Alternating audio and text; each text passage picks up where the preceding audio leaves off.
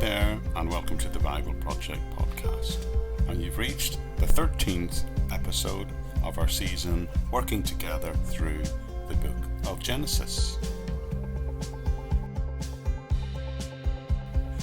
Now, in the New Testament, the writer to the Hebrews said this: "By faith we understand that the universe was formed at God's command, so that what is seen was not made out of what was visible." I want to review at this point by making a couple of spiritual applications of what has just gone before in these opening verses of Genesis. Because all of this stuff becomes meaningless if it doesn't have an application, a practical application into how we live our lives as Christians. So that's what I would like to do in this next podcast.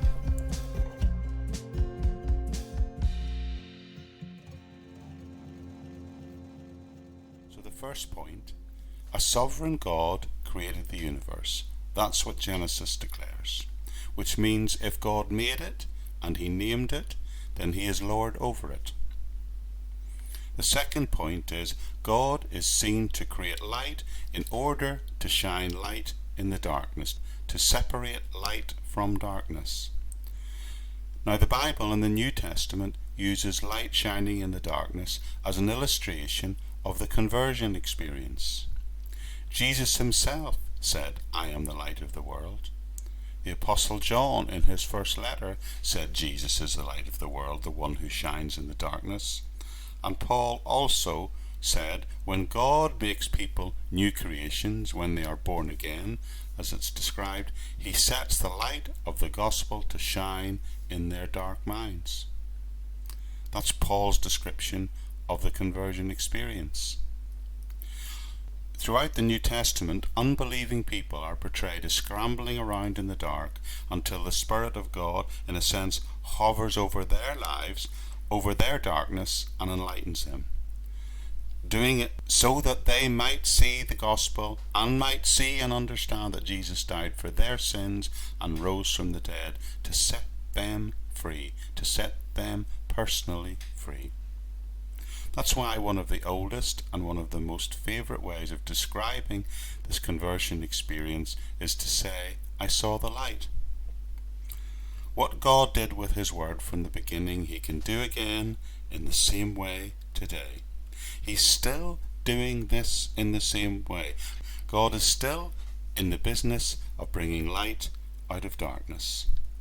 And today God is in the business of this recreation when he shines the light of the truth of the gospel into the hearts of ordinary men and women like you and I.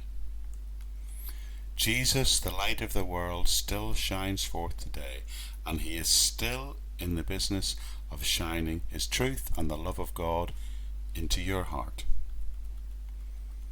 I want to close today's short podcast by reading you something written in 1962 by American theologian Dr. Mike DeHaan. This is the concluding paragraph of his commentary on the first chapter of Genesis. Genesis chapter 1. There it is. Take it or leave it. In the beginning God created. You may read no further until you have decided whether you believe the opening verse of Scripture or not. All the rest of the Bible is settled by your acceptance or rejection of this verse. If you cannot believe the first verse of Scripture, then you cannot believe anything else it teaches. For if it begins with a lie, you cannot believe anything else. But if you believe Genesis 1, verse 1, you can believe anything else in this book. If you believe God created from eternity, before time began, then nothing is impossible. There was a time when there was no time. Then God proposed to create the universe, and there was nothing to begin with but himself. So God began with nothing, and when the moment came, he merely speaks the word. He picks up a handful of nothing and throws it out into nowhere, and that nothing becomes something. He sprinkles the ceiling of the heavens with the dust of stars and planets, constellations, systems and galaxies, and sends them dancing on their way, singing the music of the spheres. If I can believe that in the beginning God created, I can also believe all else in the Bible, including the fact that the Creator God was also Jesus Christ, the living Word. So too can I believe every promise in this book, because my faith comes to rest in Genesis chapter 1. If you do not accept the opening verse of the Bible, then seek no further, because you must begin at the beginning.